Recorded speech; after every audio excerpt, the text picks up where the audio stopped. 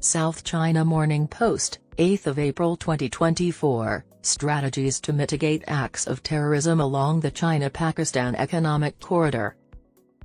While China exploits and enslaves nations, free-spirited individuals, nations, and people are resisting this enslavement and assault. The China-Pakistan Economic Corridor, CPEC, an expansive connectivity endeavor encompassing Pakistan's Gwadar port, is an essential component of China's Belt and Road Initiative.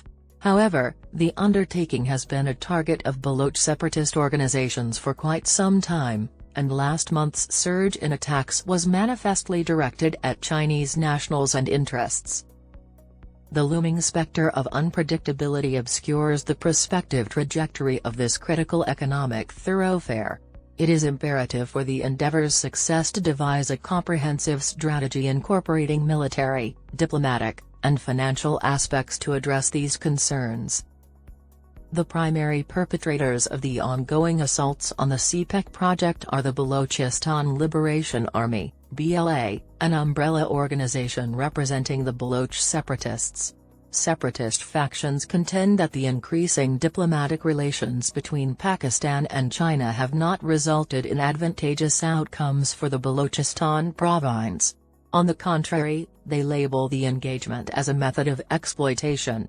Consequently, they employ a variety of terrorist strategies to target CPEC facilities, Chinese personnel, and the security personnel tasked with protecting them. In addition to the operations of the BLA, additional terrorist organizations that have initiated assaults include Tehrik-i-Taliban Pakistan, TTP, Tehrik-i-Jihad Pakistan, TJP, and Islamic State Khorasan, ISIS-K, all of which have targeted border provinces such as Khyber Pakhtunkhwa. Pakistan, despite its denials regarding direct connections between the Taliban regime in Kabul and these terrorist organizations, has reported an increase in terrorism within its borders since the Taliban seized power in Afghanistan in 2021. Furthermore, Pakistan has demanded that terrorist operatives be denied access to Afghan territory. Pakistan and China must devise a resolution that allays the security apprehensions surrounding the Economic Corridor Initiative. The China-Pakistan Economic Corridor, CPEC, transcends its linear investment trajectory and establishes extensive regional and global connections spanning Xinjiang to the Arabian Sea. Resolving the increasingly critical security challenges necessitates a collaborative endeavor between Pakistan and China. The 5 principles of peaceful coexistence established by China advocate for refraining from meddling in other nations' internal affairs. Pakistan considers the Baloch separatist issue of the utmost importance. Hence, Pakistan bears the primary burden of responsibility in countering domestic terrorism, particularly regarding indigenous organizations such as the BLA. However, to protect China's interests in Pakistan, which encompass its citizens and assets, it is imperative that the Pakistani government and China work closely together in the fields of intelligence and security. Although the deployment of Chinese security personnel in foreign countries may appear atypical, it is a nuanced arrangement vital for upholding stability. Currently, these responsibilities are managed by private Chinese security firms and Pakistani special security divisions. However, an immediate transition to a more professional approach is required. Furthermore, regarding security concerns in the wider Afghanistan-Pakistan region, a diplomatic effort in which China assumes a crucial position, capitalizing on its permanent membership in the United Nations Security Council and pursuing pragmatic relations with Kabul, could be advantageous. Because China shares a border with Afghanistan, this issue encompasses not only the long-term security of the CPEC but also requires Beijing to implement similar measures along its frontier. China is making substantial progress in pursuit of this goal. A commendable action was the 25-year hydrocarbon extraction agreement with Afghanistan, which was reached last year. Furthermore, in furtherance of its partnership with Afghanistan, China might undertake Belt and Road Initiative endeavors that offer significant societal advantages on Afghan soil.